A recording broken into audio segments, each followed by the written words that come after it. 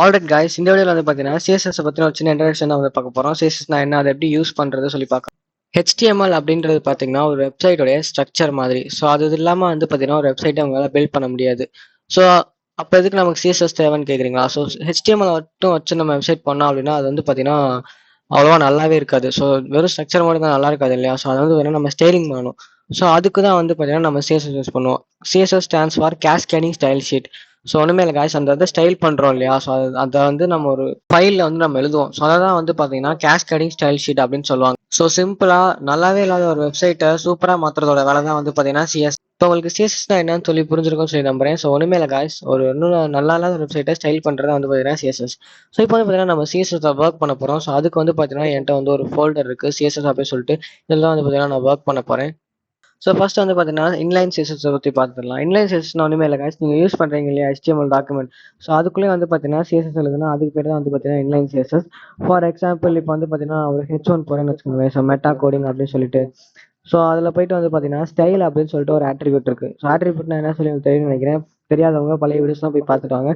So அதில் வந்து பார்த்தீங்கன்னா போட்ட உடனே பார்த்தீங்கன்னா நிறைய ஆப்ஷன்ஸ் வந்து காட்டுது இல்லையா? ஸோ இதெல்லாமே வந்து பார்த்தீங்கன்னா சிஎஸ்எஸ்ல ப்ராப்பர்ட்டிஸ் அப்படின்னு சொல்லுவாங்க. ஸோ சிஎஸ்எஸ் பொறுத்த வரையும் ஒரு ப்ராப்பர்ட்டி இருக்கும், அதுக்கான வேல்யூஸ் இருக்கும். ஸோ நமக்கு தேவைப்படுற அவுட்புட்டை வர வைக்கிறதுக்காண்டி நம்ம வந்து பார்த்தீங்கன்னா இந்த ப்ராப்பர்ட்டிஸையும் வேல்யூஸையும் மாற்றி மாற்றி போட்டு வந்து பார்த்தீங்கன்னா நமக்கான அவுட்புட் வந்து கொண்டு வர வைப்போம். நான் வந்து பார்த்தீங்கன்னா ஒரு க்ரீன் கலரை நான் வந்து கொடுத்துக்கிறேன். ஸோ ஏதோ சீல ஆரம்பிக்குது இல்லையா? ஸோ அந்த கலரை வந்து நான் இப்போ கொடுத்துக்கிறேன்.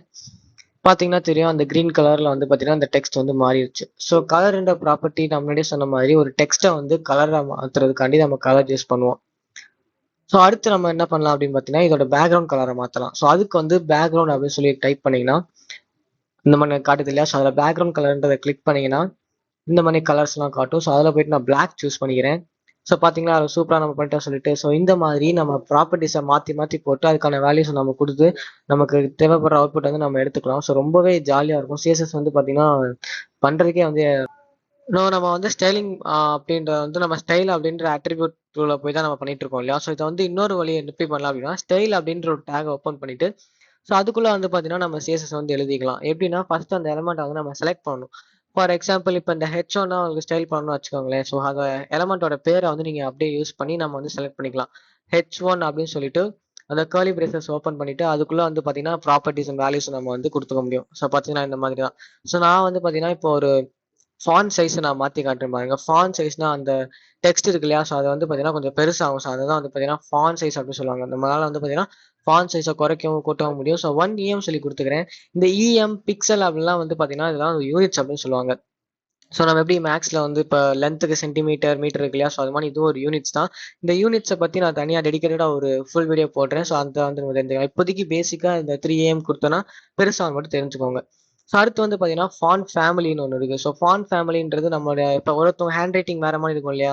ஸோ அது மாதிரி தான் வந்து font family. So font weight அப்படின்னா என்னன்னா இந்த போல்ட்னஸ் சொல்லுவாங்க இல்லையா? ஸோ போல்டர் லைட்டர் தான் இருக்கும் பார்த்தீங்கன்னா. ஸோ நான் ஃபாண்ட் வெயிட் போல்டர் அப்படின்னு கொடுத்தேன் அப்படின்னா எனக்கு எந்த சேஞ்ச் மேலே ஸோ H1 வந்து டிஃபால்ட்டாக போல்டர் தான் இருக்கும். லைட்டர் கொடுத்தேன் அப்படி பார்த்தீங்கன்னா லைட் ஆயிடுச்சு பார்த்தீங்களா? ஸோ அதே மாதிரி நம்ம நம்பர்ஸ்லேயும் கொடுத்துக்கலாம். 100 கொடுத்தா லைட்டர். ஸோ இதில் மேக்ஸிமம் 900 கொடுத்தீங்கன்னா ஸோ ரொம்ப போல்டாக இருக்கும். ஸோ இடையில இருக்க வேல்யூஸ்லாம் அப்படியே கொஞ்சம் கொஞ்சமாக குறைஞ்சிக்கிட்டே வரும். ஸோ இதான் வந்து பார்த்தீங்கன்னா ஃபாண்ட் வெயிட். இப்போ வந்து பார்த்தீங்கன்னா என்கிட்ட 2 H1 இருக்கு. ஸோ இப்போ நான் சொல்லியிருந்தேன் இல்லையா? ஸ்டைல் டேக் பண்ணி அதில் நம்ம போட்டுக்கலாம் சொல்லிட்டு எலமெண்ட் செலக்ட் பண்ணுறது எப்படின்னு சொல்லிட்டு. ஸோ இந்த எலமெண்ட் செலக்ட் பண்ணுறது என்ன ஒரு ப்ராப்ளம் அப்படின்னா நான் H1 அப்படின்னு போட்டு செலக்ட் பண்ணிக்கனால என்கிட்ட இருக்க அந்த 2 H1க்குமே வந்து பார்த்தீங்கன்னா இது வந்து இந்த ஸ்டைலிங் வந்து ஆக்ட் ஆகும். ஸோ ஃபார் இப்போ நான் வந்து கலர் க்ரீன் போட்டேன்னு வச்சுக்கோங்களேன். ஸோ ரெண்டுமே வந்து பார்த்தீங்கன்னா எனக்கு க்ரீன் ஆயிடும். ஸோ எனக்கு ஃபர்ஸ்ட் இருக்கிறது மட்டும் க்ரீன் ஆயிடும், செகண்ட் இருக்கிறது வந்து வேற கலர்ல இருக்கணும் அப்படின்னு நினைச்சீங்கன்னா செகண்ட் இருக்கிறது வந்து நம்ம தனியாக செலக்ட் பண்ணுவோம். ஸோ அப்படி செலக்ட் பண்ணுறதுக்கு ஹெல்ப் பண்ணுறது வந்து பார்த்தீங்கன்னா கிளாஸ். ஸோ இந்த கிளாஸ்னா ஒன்றுமே இல்லை காய்ஸ், இதுவும் ஒரு நேம் மாதிரி தான். இந்த எலமெண்ட்டுக்கு வந்து நம்ம ஒரு நேம் வைக்கிறோம், என்ன வேணா கொடுத்துக்கலாம். நான் வந்து பார்த்தீங்கன்னா ஹெட்டிங் 2 அப்படின்னு சொல்லி கொடுத்துக்கிறேன். இந்த கிளாஸை வந்து நம்ம செலக்ட் பண்ணணும் அப்படின்னா என்ன பேர்ல நீங்க கொடுத்துருக்கீங்களோ, நான் வந்து பார்த்தீங்கன்னா ஹெட்டிங் 2 கொடுத்துருக்கேன்னா ஸோ அதுக்கு முன்னாடி போயிட்டு ஒரு டாட் வச்சுக்கோங்க. அவ்வளோதான். டாட் ஹெட்டிங் 2 போட்டு அந்த கர்லி பிரேசஸ் ஓப்பன் பண்ணி நீங்க அதுக்குள்ள என்ன ப்ராப்பர்ட்டிஸ் வேல்யூ கொடுக்குறீங்களோ அது வந்து பார்த்தீங்கன்னா இந்த எலமெண்ட்டுக்கு வந்து பார்த்தீங்கன்னா ஆக்ட் ஆகும். நான் வந்து பார்த்தீங்கன்னா அந்த ஹெட்டிங் 2க்கு வந்து ரெட் கலர் அப்படின்னு சொல்லி கொடுத்துக்கிறேன். கலர் வந்து ரெட்னு சொல்லிட்டு பார்த்தீங்களா? ஸோ ஃபர்ஸ்ட் ஒன் வந்து எனக்கு க்ரீனா இருக்கு, செகண்ட் வந்து பார்த்தீங்கன்னா ரெட்டா இருக்கு. ஸோ இப்படி தான் வந்து பார்த்தீங்கன்னா ஸ்பெசிஃபிக்கா ஒரு எலமெண்ட்டை வந்து நம்ம செலக்ட் பண்ணுவோம். நம்ம வந்து பார்த்தீங்கன்னா HTML வந்து நம்ம எப்படி வேணா கோடிங் பண்ணிக்கலாம் இல்லையா? ஸோ நமக்கு வந்து எப்படி பண்ணாலுமே அவுட்புட் வந்துடும்.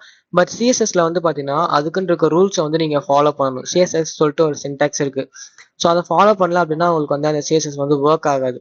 ஃபார் எக்ஸாம்பிள் இங்கே பார்த்தீங்கன்னா தெரியும். ஸோ அந்த கர்லி பிரேசஸ் ரிமூவ் பண்ண உடனே பார்த்தீங்கன்னா அந்த ரெட் கலர் வந்து போயிருச்சு. ஸோ அது ஏன்னா அது கீழே இருக்க கோட்ஸ் வந்து அது தெரியாது. ஸோ இந்த இதுக்கு வந்து ஆக்ட் ஆகும்னு சொல்லிட்டு அதனால அது வேலை செய்யல. ஸோ இது மாதிரி CSS யூஸ் பண்ணும்போது இந்த சின்டாக்ஸ் எல்லாம் கரெக்டாக போட கற்றுக்கோங்க.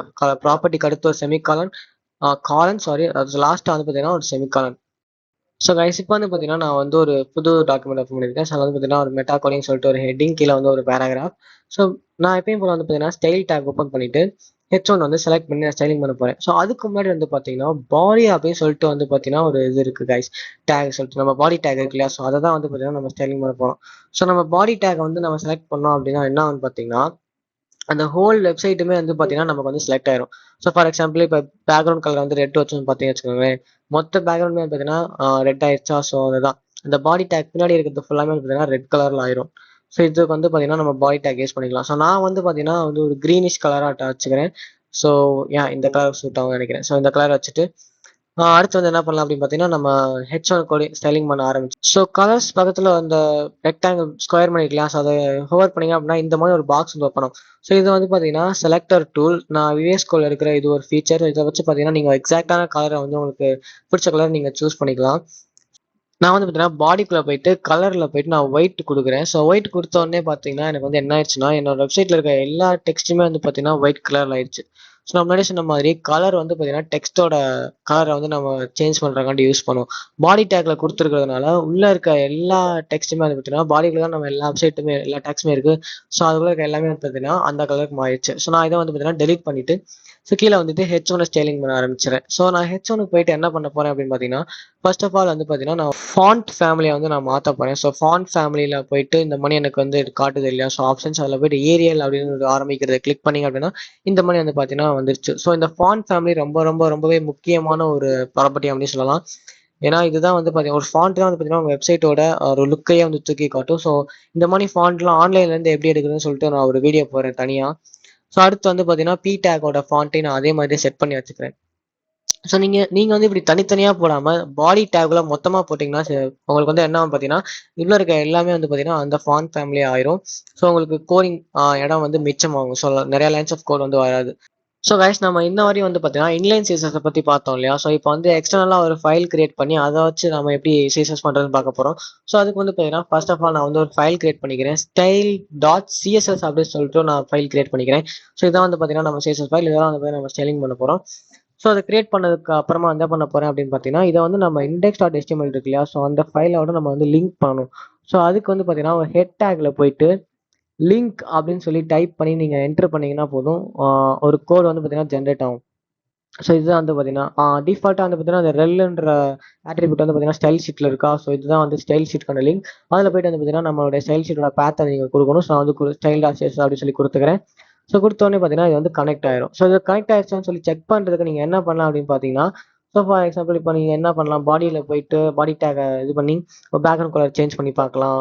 நான் வந்து ரெட் இல்லை க்ரீன் நேச்சுரல் கலரை வச்சு செக் காட்டுறேன் பாருங்க. ஸோ வந்து பார்த்தீங்கன்னா மாறிடுச்சு. ஸோ கனெக்ட் ஆயிடுச்சு அப்படின்னா ஸோ நீங்கள் வந்து பார்த்தீங்கன்னா இந்த ஃபைல்லே இனிமேல் வந்து பார்த்தீங்கன்னா நம்ம வந்து CSS பண்ணிக்கலாம். ஸோ அந்த ஒரு டேக்லையும் போயிட்டு நம்ம இப்படி பண்ண தேவையில்ல. ஸோ இந்த மாதிரி பண்ணுறது நமக்கு கொஞ்சம் கன்வீனியன்ட். நான் வந்து பார்த்தீங்கன்னா எப்பயும் போல ஒரு ஒரு H1 போட்டு அதில் நம்ம சேனலோட பேரை போட்டுட்டு கீழே வந்து பார்த்தீங்கன்னா ஒரு ஹெச்ஆர் டேக் நான் வந்து போட்டுக்கிறேன். ஸோ ஹெச்ஆர் டேக் போட்டுட்டு அதுக்கு கீழே வந்து பார்த்தீங்கன்னா ஒரு சின்ன பேராகிராஃப் போட போகிறேன். ஸோ லோரம் அப்படின்னு சொல்லி டைப் பண்ணி என்டர் பண்ணால் டம்மி டெக்ஸ்ட் வந்துருச்சு. ஸோ நம்ம அடுத்து என்ன பண்ண போகிறோம் அப்படின்னு பார்த்தீங்கன்னா இந்த பேராகிராஃப் இருக்கு இல்லையா? ஸோ இதை வந்து நம்ம வந்து இந்த பேராகிராஃபை H1 செலக்ட் பண்ணி ஸ்டைலிங் பண்ண போகிறோம். ஸோ அதுக்கு வந்து நம்ம H1 செலக்ட் பண்ணி உள்ள போயிட்டு ஃபர்ஸ்ட் ஃபாண்ட் ஃபேமிலி வந்து மாற்றலாம். ஸோ ஏரியல் அப்படின்னு சொல்லிட்டு ஸோ இந்த ஃபாண்ட் கொஞ்சம் நல்ல ஃபாண்ட் தான் டிஃபால்ட்டாக இருக்கிறதுலே. So font family and font ஸ்டைல்னு ஒரு ப்ராப்பர்ட்டி இருக்கு. ஸோ ஃபாண்ட் ஸ்டைல் என்ன பண்ண பார்த்தீங்கன்னா இந்த மாதிரி கர்சிவாக மாற்றுறது ஆப்ளிக் அப்படின்னு சொல்லிட்டு ஒரு வேல்யூ இருக்கு. இதில் பார்த்தீங்கன்னா தெரியும் ஆப்ளிக் அப்படின்னு சொல்லிட்டு. ஸோ இந்த மாதிரி நிறைய வேல்யூஸ் இருக்கு. நீங்க வந்து அது கூட வந்து பார்த்தீங்கன்னா டிஃப்ரெண்ட் வேல்யூஸை போட்டு ட்ரை பண்ணி பாருங்க. மெட்டாலிக் போட்டு அந்த மாதிரி கர்சிவா வந்துடும். இது மாதிரி நிறையா இருக்குது. ஸோ அடுத்து வந்து பார்த்தீங்கன்னா நம்ம பி டேக்கை செலக்ட் பண்ணி அதுக்கான ஸ்டைலிங்கை பண்ணலாம். ஸோ கலர் வந்து பார்த்தீங்கன்னா ஜஸ்ட் சும்மா சேஞ்ச் பண்ணி பார்க்கலாம். பார்த்தீங்கன்னா சரி கலர் சேஞ்ச் ஆயிருக்கு. ஸோ அவ்வளோதான் கைஸ் இந்த வீடியோ. ஸோ இந்த வீடியோவில் உங்களுக்கு நான் சொன்னதெல்லாம் புரிஞ்சிருக்கும் சொல்லி நம்ம இன்லைன் CSS எக்ஸ்டர்னல் எப்படி பண்ணுறது, எக்ஸ்டர்னலாக ஒரு ஃபைல் கிரியேட் பண்ணி அதுலேருந்து எப்படி நம்ம CSS பண்ணுறது, ஸோ எல்லாத்தையுமே நான் காட்டியிருப்பேன். ஸோ இன்னும் வந்து பார்த்தீங்கன்னா அட்வான்ஸாக இது சில பல லே அவுட்ஸ்லாம் இருக்குது. ஸோ காம்ப்ளெக்ஸான லே அவுட்ஸ் அதெல்லாம் எப்படி பிரேக் டவுன் பண்ணி நம்ம உருவாக்குறது, எல்லாமே பார்க்க போகிறோம். ஸோ நம்ம சேனலை நம்ம ஃபாலோ பண்ணிக்கிட்டே இருங்க. மறக்காமல் சப்ஸ்கிரைப் பண்ணிக்கோங்க. ஸோ அவ்வளோதாங்க ஐஸ், நான் இன்னொரு உங்கள் வீடியோவில் உங்களை வந்து பார்க்குறேன். பாய்.